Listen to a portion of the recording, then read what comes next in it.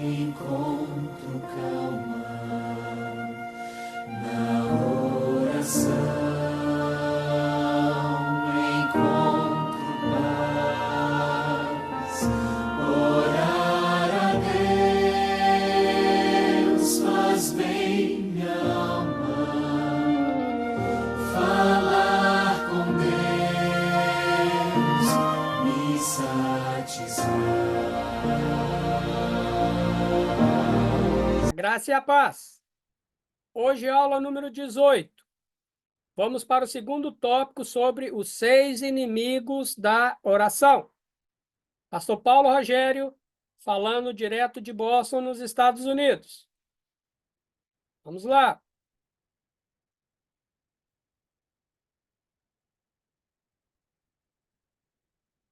Aula 18. Os 6 inimigos da oração.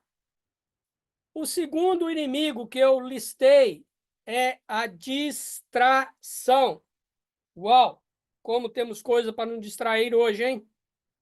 Yeah! E mais uma vez eu volto ao exemplo do celular, não é? Às vezes nós estamos com um olho no peixe e o outro no gato. Pai, pastor, como assim? Às vezes eu estou orando, aí o meu celular faz assim, plim, eu já paro de orar e já olho para ele. Então, quer dizer, é aquilo que eu disse na aula passada. Às vezes, as coisas sempre são feitas pela metade e nunca até o fim. Então, eu faço 3, 4, 5 coisas e não termino nenhuma. E isso me traz o cansaço. Mas também essa questão de querer estar sempre ligado a tudo, a todos e a tudo o que acontece ao redor e não nos desligarmos do mundo e ligarmos a nossa chave espiritual, né? Dar a partida do nosso motor espiritual e falar com Deus, nós vamos ficar assim. Nós vamos ficar com um olho no peixe e o outro no gato. É a questão do celular. Eu estou orando, mas dentro desse tempo da minha oração, eu não posso desligar o celular. Exemplo, tá? Eu posso dizer muitas outras coisas, não é? E aí também existe um pouquinho de sabedoria, não é? Porque, eu vou orar no momento em que eu sei que falar para aqueles que têm filhos pequenos em casa, no momento em que está próximo de amamentar o neném, ele vai chorar, ele vai te distrair, ele vai te impedir de orar no momento da... Ele vai te impedir de orar, porque é o momento dele, é o tempo dele, não é? Então, nós também devemos estar atentos a isso, porque isso acaba sendo um ponto de distração na nossa vida. Não, peraí, não é que eu não quero falar com Deus, é que esse horário eu não vou conseguir falar com Deus. É diferente. O modo de enxergar e de entender é diferente. Se eu procuro um momento que eu sei que ele está sujeito a um tumulto ou uma distração que vem do mundo e tem que acontecer, e não estou dizendo aqui de coisas que vêm do mundo para atrapalhar minha comunhão, para me distrair, para me destruir, não. É isso que eu disse. Às vezes eu esqueço de desligar o celular, aí ele dá o plim-plim, eu, ops, deixa eu olhar aí, já me distraí. É o outro exemplo que eu dei, às vezes está perto do momento de amamentar o neném, ele vai dar o sinal, olha, eu quero ser amamentado. Estou aqui e estou dando o meu sinal. Aí vai te distrair, vai te interromper na metade da oração. Então, são coisas que é a nossa vida corriqueira e que, se nós tivermos, né, o que eu disse na aula passada, o nosso tempo bem distribuído para servirmos à sociedade e às causas de Deus, não haverá maiores problemas. Exceções sempre terão, mas o problema é quando a exceção vira uma regra. É isso que nós temos que estar atentos. E a distração não pode virar uma regra, ela tem que estar dentro da exceção, né?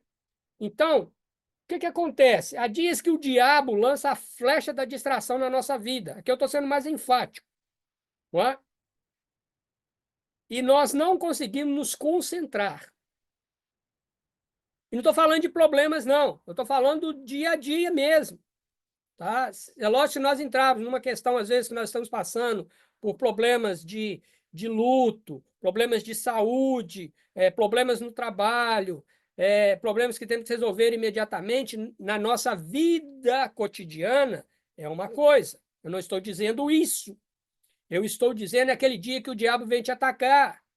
Aquilo que Paulo fala, olha, usa o capacete da salvação para você enfrentar os dardos inflamados do diabo. O diabo não vai entrar na sua mente. Mas se você não estiver protegido com o capacete da salvação, essa flecha que ele lançar, como não tem capacete, ela vai penetrar na sua mente. Mas se você está imbuído, né, do conhecimento da palavra de Deus, se você está imbuído no propósito de ter uma vida santificada com Deus, quando o diabo lançar essa flecha, ele vai bater no capacete, é como a proteção de Deus. Isso não vai penetrar na sua mente. Isso não vai te atrapalhar. É isso que eu estou dizendo. E aí é o seguinte, às vezes você já está orando mesmo. E no meio da oração vem outros pensamentos. Vamos ser sinceros. Quem nunca aconteceu? Quem nunca viveu isso? Eu já vivi. E às vezes no meio da oração vinha um pá. Pastor, então você não estava com capacete da salvação, hein? É, não é? Isso tem que ser evitado. É tanto que assim, é uma prática minha. Eu procuro os momentos mais tranquilos do dia para falar com Deus. Então, se eu estou lá trabalhando, é um momento de pico em que eu tenho que atender diversas pessoas, né? Eu não vou orar no intervalo entre uma e outra pessoa chegar para eu atender. Não, ela pode chegar mais cedo, não é? Do que é o previsto. Ou então, se chega um pedido grande, né, e a máquina vem brrr, soltando os pedidos, né, e aí, então não é o momento de eu fazer isso. Então, é um momento mais tranquilo, não é? Por isso que muitas vezes nós vemos na Bíblia falar sobre oração na madrugada, no amanhecer do dia ou no final do dia, que é justamente os dois momentos em que o ser humano, ele está se preparando, né, no final do dia, ele está mais calmo, mais tranquilo em casa, né, ou em algum outro lugar, mas está num momento de maior tranquilidade, o seu corpo está se preparando para o descanso. Então entra aí, né, a questão da melatonina, não a melatonina comprimido comprado na farmácia, mas a melatonina que é produzida pelo seu organismo, que está te acalmando, né? Isso final do dia. No início do dia, você vai começar a atividade. Então, você já não está ainda no pique, né? Você ainda não está no estresse do dia a dia. Então, você está começando uma atividade. Você está começando, vamos dizer, como se fosse um carro, começando a acelerar. Você não está acelerado. E aí, estou falando é os momentos em que eu tenho maior concentração para falar com Deus. A distração está mais longe de mim, né? Então, esses pensamentos ainda não estão, né, os meus pensamentos do dia a dia, dos afazeres do dia, ainda não estão completamente formados na minha mente. Então, esses pensamentos, com certeza, não virão e não me afastarão de falar com Deus, né? E é durante a oração que percebemos, às vezes, assustado, que nossos pensamentos estão longe, né? É orando, meu Deus, meu pensamento está longe, eu estou orando e meu pensamento está longe. Então, o que eu devo fazer? Isso aqui é um conselho meu, certo? Você pode ver pessoas que vão falar contra, vão falar a favor, e outros que têm outros conselhos. É simplesmente duas questões que eu coloquei aqui que eu faço e que, graças a Deus, na minha vida, tem dado resultado. Então, se tem dado resultado para mim, por que eu não vou passar para você? Isso aqui pode ser o acréscimo de outras coisas que outras pessoas falaram com você, não é? Então é o seguinte, eu recomendo que interrompa a oração imediatamente. Pastor, meu Deus, meu estou orando, isso é um pecado. É, você não vai conseguir orar. Seu pensamento já está em outro lugar. Então, veja bem, seja sincero com você e primeiro com Deus. Deus sabe de todas as coisas. Deus sabe que a sua oração não está passando do teto e você também já sabe. Você já misturou oração com pensamento, com o que eu vou fazer, o que eu tenho que fazer. Não é? E não é assim. Deus pede tempo exclusivo para ele. Não existe 99% para Deus, existe 100%. Então, Deus, no momento da oração, ele quer conversar com você 100%. Então, vocês têm que estar conversando com Deus e em comunhão com ele 100%. Então, se não existe isso, eu interrompo a oração. Por quê? Fazendo isso, é como se eu estivesse dando desculpa, um tranco no meu cérebro. Opa! Pois há uma interrupção bruta no pensamento, porque eu estou dividindo dois pensamentos: o pensamento da oração e o pensamento de outra qualquer coisa. Então, de repente, pá, eu fecho uma porta. Então, o meu cérebro automaticamente né, ele dá uma parada. Por quê? Ele vai necessitar de recomeçar o processo novamente, porque eu interrompi no meio. Então, ele precisa de alguns segundos, não é minutos, não, alguns segundos para se reprogramar, certo? Então, isto quebra a arma da distração que o diabo quer impor sobre nós nos momentos de intimidade com Deus. Então, você deu prioridade ao diabo? Não. Na realidade, eu senti que eu não estou 100% falando com Deus. E eu preciso de 100%.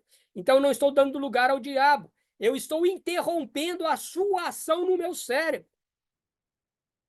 Ah, então você vai parar, vai dar esse tranco no cérebro, né? E depois você vai pensar no que você vai fazer e depois você vai orar. Pode ser que sim, pode ser que não. O ideal é que seja não. Mas eu tenho que entender que eu tenho que estar pronto, 100% pronto para falar com Deus. E nessa reprogramação que eu vou dar ao meu cérebro, em colocar nele que agora eu vou falar com Deus e não pensar nas coisas do mundo ou atender alguém, eu quebro a ação do inimigo na minha vida. Eu retomo a oração, mas eu retomo não é de onde eu parei, não. Eu começo tudo de novo. Eu começo do zero. Porque até aquele ponto em que eu fui, o meu pensamento estava dividido entre as coisas do mundo e as coisas de Deus. Então eu vou começar com as coisas de Deus, a oração, então eu vou começar, recomeçar do zero. E aí sim, eu digo uma experiência própria. O, os pensamentos que o diabo tenta jogar, eles desaparecem. É quebrado essa arma que o diabo usa. Eu recomeço a oração e oro a Deus. É incrível. Eu não tenho como te explicar. Eu tenho como te falar. que comigo acontece assim. Eu não uso receita de bolo. Eu não tenho uma regra, você faz isso, e vai acontecer isso. Não. Isso é vivência. Isso é diário. Isso é vivido.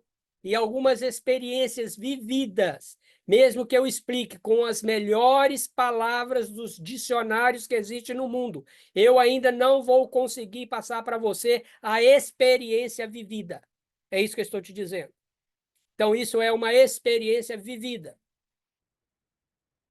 Certo? Espero que você tenha entendido o que eu quis te passar. O segundo, recomece orando em voz audível para você. Comece a orar alto mesmo. Não é orar alto para perturbar a casa, não, mas uma oração em que você escuta as suas palavras, porque às vezes nós oramos em silêncio. Comece a orar em que o seu ouvido está ouvindo o que você está falando. Você já conversou sozinho? E você já conversou em silêncio? Então você sabe o que eu estou te dizendo. Não é? A diferença que é conversar em silêncio e conversar, vamos dizer, negócio de falar, está conversando sozinho, é conversar sozinho. Você sabe como o seu ouvido reage. É isso que eu estou te dizendo. Então, geralmente, eu recomeço orando em voz audível. Porque o cérebro começa a processar uma outra forma de pensamento. Porque ele está ouvindo. O ouvido fez com que uma outra parte do cérebro fosse ativada. Ô, pastor, mas eu estava distraído e estava orando com voz audível. Começa do mesmo jeito, começa com voz audível. Porque cada vez que você fizer, você interromper e começar, mesmo que seja o mesmo processo, o seu cérebro ele irá ativar áreas dele que vão te levar ao objetivo que você quer. Então é isso. O cérebro começa a processar uma outra forma de pensamento, já que ele começa a passar a ter que analisar dois sentidos, a fala e a audição. Então, ele vai ter que ativar pelo menos duas áreas. A área da fala e a área da audição. Então, o próprio cérebro te leva ao nível de maior concentração. Por quê? Porque ele tem que conectar a sua fala com a sua audição. Então, ele necessita de uma concentração maior para que isso seja possível. E na oração, irmãos, isso funciona demais. Às vezes eu começo orando alto, e depois, de repente, eu já estou orando em silêncio. Faça isso na sua vida. Experimente isso. Se você tem outros conselhos, agregue. Mas não deixe se distrair pelas flechas da distração diabólica. Ela te tira a comunhão com Deus. E ela não vai te tirar de uma vez. É um pouquinho hoje, um pouquinho amanhã, aí mais um pouquinho a mais semana que vem, tal, e de repente você não tem mais essa conexão com Deus. Toda vez que você vai orar, você tem que orar e tem que pensar em tudo que você tem que fazer. Isso é diabólico. Quebre isso na sua vida. Amém? Aula que vem nós vamos ver mais um ponto. O terceiro. Deus te abençoe.